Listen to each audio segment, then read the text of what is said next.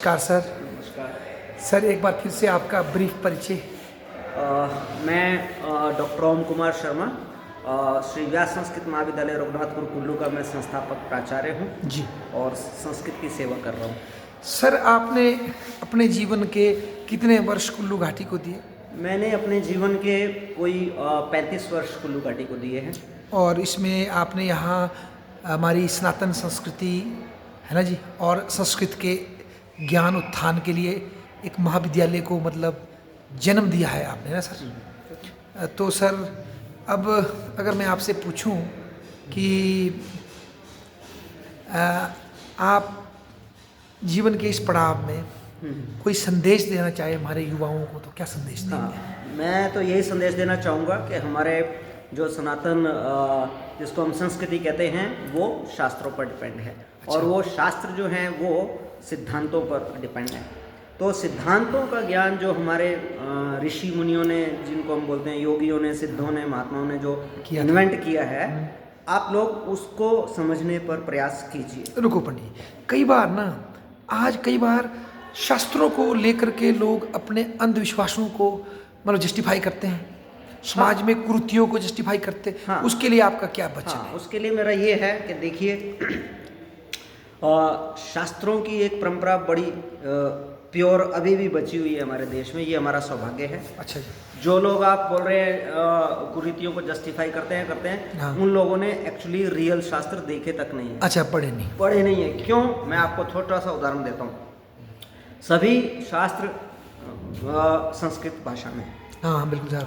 और जो शास्त्रों का ओरिजिन है वो वैदिक मंत्रों से माना हाँ जाता है, बिल्कुल है ना? बिल्कुल सही बात। वैदिक लैंग्वेज थोड़ी सी डिफर होती है, लेकिन वैदिक संहिताएं, मंत्र संहिता और शास्त्र, इन दोनों की लैंग्वेज इन अंधविश्वासियों को नहीं आती है। हाँ, नंबर 1। नंबर 2, जिनको भी आती भी है थोड़ा बहुत, वो फिर जितना उनकी अप्रोच है, क्यों इस चीज़ को ऋषि अच्छी तरह समझते थे कि आगे जाके ये करप्ट ना हो जाए हमारा शास्त्र, उसको रोकने के लिए उन्होंने एक ऐसा मजबूत किला बनाया था जिसके अंदर अभी भी हमारे शास्त्र वैसे ही है। वो है संस्कृत व्याकरणम। अच्छा, संस्कृत व्याकरण जो है हमारा भारतीय सनातन धर्म का किला है। किला। हाँ, यही एक बहुत बड़ी गलती हो गई है। व्याकरणम तस्य मुखम प्राहु कहा गया है कि हमारे लोग जो है, आप मुझे, मैं छोटा सा उदाहरण पूछूंगा आपसे कि बताइए कितने लोग संस्कृत का गहन अध्ययन करते हैं, भाषा का? कोई नहीं सर, बल्कि हम तो इसको एक ऐसी लैंग्वेज समझते हैं कि बस इसका डेड हो चुका है, काम खत्म है। हाँ, और सबसे बड़ी बात पता मुझे लगता है पंडित जी कि संस्कृत को भाषा समझना बहुत बड़ी गलती है।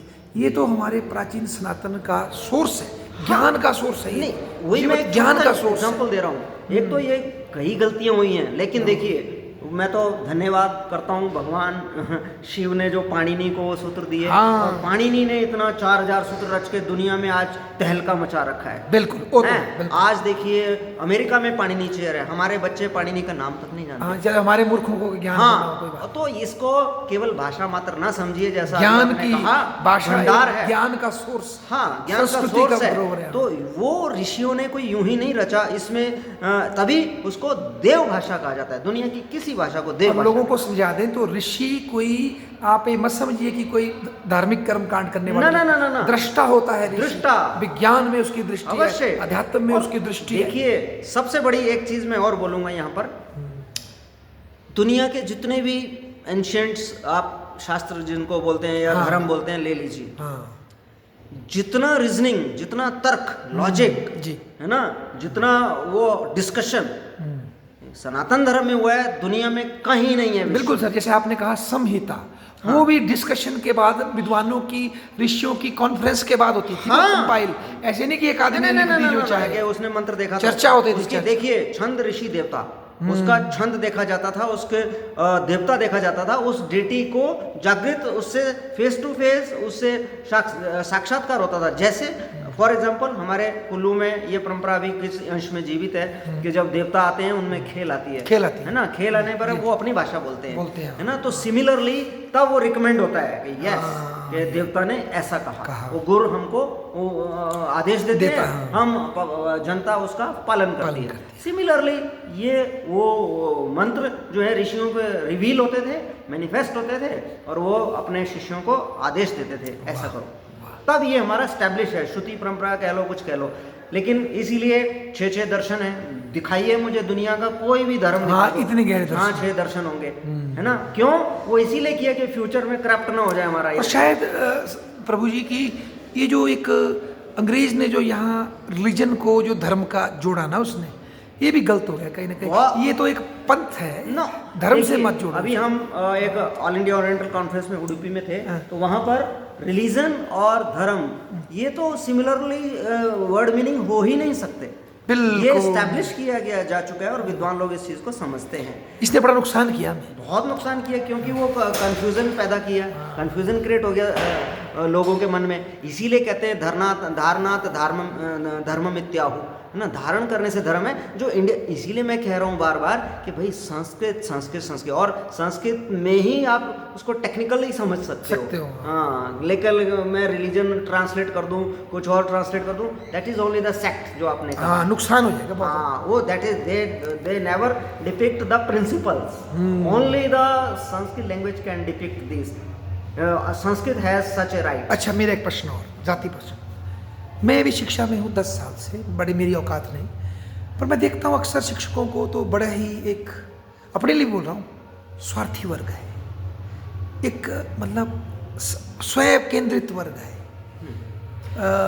नई कुछ पैदा करने की क्षमता से निर्मुख वर्ग है, चमचागिरी की गुणवत्ता से वर्ग है, एक ऐसा वर्ग है जिसको अपने मेन धंधे से प्यार नहीं, पढ़ाने से, पर उसके प्रशासक बनने का शौक है, चाहे किसी भी बैकडोर से बन जाए, कोई बीसी बन जाए, टीसी बन जाए, कोई प्रिंसिपल।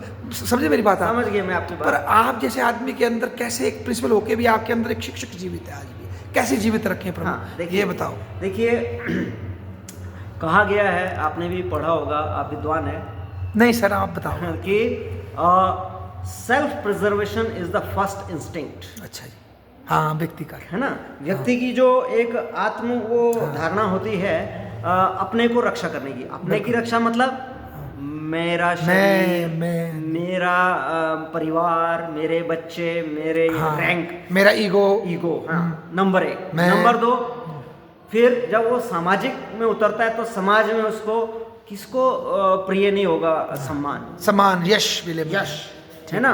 तो और रैंक, तो इन चीज़ों में वो ट्रैप हो जाता है उसकी बुद्धि। लेकिन वो एनालाइज नहीं करता है कि what is right and what is wrong. इसलिए उसके, जैसे हमारे शास्त्रों में कहते हैं, बुद्धि पर पर्दा गिर जाता है। हाँ, वो पर्दा जब आपकी बुद्धि पर गिर जाएगा, भले ही आप शिक्षक के क्षेत्र में भी होंगे, वो आपका उद्धार नहीं, वो आपको स्वार्थी बना देगा, चापलूस बना देगा, कुछ भी बना देगा, पतित से पतित बना देगा। और सबसे दुख की बात है, आप अपनी जीवन की वास्तविक क्षमताओं से वंचित हो जाएंगे आप, है ना? हाँ, वो ऐसा है कि देखिए, ये आप जैसे व्यक्ति जब चिंतन शुरू कर देता है, चाहे किसी फील्ड में हो, उसको आता है कि यार अल्टीमेटली मेरा रैंक भी मिलेगा, पैसा मिलेगा, मैं बहुत सुंदर जीवन जीऊंगा, समाज में मैं बहुत ऊंचे पद पर भी जाऊंगा।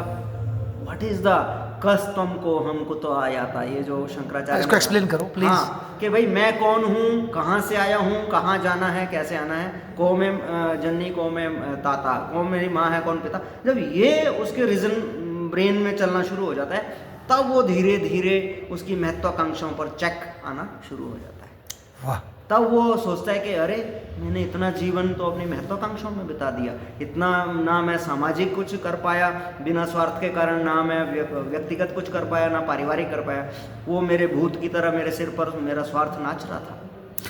अच्छा गुरुजी, आपकी तरह एक बिना रिग्रेट की और एक कंप्लीट डिवोशन की लाइफ जीने के लिए क्या करे व्यक्ति? हाँ, उसके लिए ऐसा है, देखिए, सबसे पहले तो आत्मशोधन जरूरी है। अच्छा, जब तक मनुष्य आत्मशोधन नहीं कर लेता, वो किसी के भी लायक नहीं है, वो अपने ही लायक नहीं है। इसका आंसर सूत्र रूप में गीता में बड़ा सुंदर दिया गया है। अच्छा। कि उद्रेद आत्मा आत्मानम नात्मानम अवसादेत आत्मेवि आत्मनो बंधु आत्मेव रिपुर आत्मना। मतलब कि भाई, हे मनुष्य, तुम अपना उद्धार अपनी आत्मा से करो। आपकी आत्मा ही आपकी मित्र है, आपकी आत्मा ही आपकी शत्रु है। फिर अगली लाइन में, अगले श्लोक में बोला है, कैसा शत्रु कैसे मित्र? कहते हैं जिसने अपने इंद्रियों पर कंट्रोल नहीं किया, वो उसकी आत्मा ही उसका शत्रु है, और जिसने अपने इंद्रियों को कंट्रोल में रखा है, वो उसकी आत्मा उसका मित्र है। सिंपल सॉल्यूशन है ये। और जब ये 2 श्लोक अगर आपके जीवन में आ गए, तो तभी जो है आपके अंदर एनर्जी भी आएगी, क्योंकि देखिए हमारे शास्त्र बोलते हैं ये पूरा यूनिवर्स जो है ये ऊर्जा का सागर है। बिल्कुल, अब तो साइंस भी यही बोल रही है। साइंस को मानना पड़ेगा, ये तो मैंने कहा हमारे ऋषियों ने ये एस्टैब्लिश किया है। जबकि शुरू में ये साइंस वाले फिक्स कानूनों की तरफ चल पड़े थे अपनी किताबों की तरफ। अरे देखिए, तभी तो हमें गौरव होता है कि हमारा जो वैदिक है उसको आप किसी वेद या कुरान से वो नहीं कर सकते, हाँ, बाइबल से नहीं कर उसकी कंपैरेटिवली नहीं कर वो तो सकते। फिक्स देखते हैं। हाँ नो, हमारे तो on the reason and beyond the reason, वाह, दोनों पर स्टैब्लिश है हमारा। यतो वाचो निवर्तन्ते अप्राप्य मनसा सा बुद्धिश्च न विचेष्टति तामहु परमाम गतिम, ये कॉन्सेप्ट भी हमारे अंदर है नॉन ड्यूलिज्म का। और ये जो ड्यूल का कॉन्सेप्ट है वो भी हमारे पास वो भी हमारे पास है। सतरजतम सांख्य कहते हैं ना, the all father of the all philosophy is the Sankhya, है ना। तो सांख्य की फिलोसफी ही आज की साइंस उसको फॉलो कर रही है। गुरुजी कोई सांख्य का कोई मूल वाक्य संस्कृत में बोले? हाँ, सांख्य का मूल वाक्य ये है, सत्वरज तमसाम साम्यावस्था प्रकृति तेषाम विषमावस्था वो जगत, अर्थात के सत्वरज तम तीनों गुणों की जब साम्य अवस्था होता है उसी को प्रकृति कहा जाता है। और प्रकृति उन तीनों गुणों में जब वैषम्य उत्पन्न होता है वो ये जगत निर्माण होता है। वाह, ये साइंटिफिक है। क्या बात। अब इसके ऊपर तो बहुत लंबा व्याख्यान किया जा सकता है। और एकम सांख्यम च नास्ति सांख्य समम ज्ञानम नास्ति योग समम बलम, और भगवान ने गीता में भी कहा एकम सांख्यम च योगम, नहीं, सांख्य योगो पृथक वाला प्रवदंती न पंडितः एकम सांख्यम च योगम च य पश्यति स पश्यति। कहता है ये सांख्य और योग को लोग अज्ञानी लोग अलग अलग समझते हैं, लेकिन जो पंडित लोग हैं वो इन दोनों को एक ही मानते हैं। क्योंकि वो इसका थ्योरेटिकल पक्ष जो है सांख्य है और प्रैक्टिकल पक्ष योग है। बिल्कुल। अरे वाह यार, तो हम तो फुल्ली कंप्लीट हैं। किसी भी सगुण ब्रह्म में आ जाओ, निर्गुण में आ जाओ भारत। और कहा भी गया है, एक विद्वान ने कहा है कि the Vedanta is the last destination of the human mind, इससे आगे जा ही नहीं सकता। और इसीलिए ज्ञान का, हाँ, और इसीलिए जितने भी साइंटिस्ट होंगे, जितने भी इंटेलेक्चुअल होंगे, they would be convert into the Vedantist. वाह, एट इट्स अल्टीमेट। क्या बात। This is a secret. Sir एक प्रश्न और आपसे लास्ट, कि जैसे इतनी ऊर्जा आपके अंदर रेडिएट हो रही है इस उम्र में भी, इसका क्या कारण है? इसका कारण तो मैं क्या कहूँ, देखिए जब आप कहते हैं ना ये बल्ब है, जब ये बल्ब अपना पावरफुल किसी उससे कनेक्ट हो जाएगा, इसके अंदर रेडिएशन अधिक आ जाएगा, थोड़ी डिम होगा, मतलब पीछे से एनर्जी कम आ रही है। हाँ। तो और हमारा कहते हैं ना ईश्वर या ब्रह्म जिसको हम बोलते हैं, या जो हम बोलते हैं आत्मा, वो तो फुल ऑफ एनर्जी है एवर टाइम। तो बात है कि आप धीरे धीरे उससे कनेक्ट होना सीखिए। तो देखिए, अब मैं तो कुछ भी नहीं हूँ, पर मैं जब शास्त्रों से या इनकी बातें करता हूँ, या जो मैंने साधना का जीवन जिया है, उससे एनर्जी आती है। वाह यार सर, देखिए आपने इतने कम समय में इतना जागृत करने वाला इंटरव्यू दिया, इसके लिए बहुत बहुत धन्यवाद।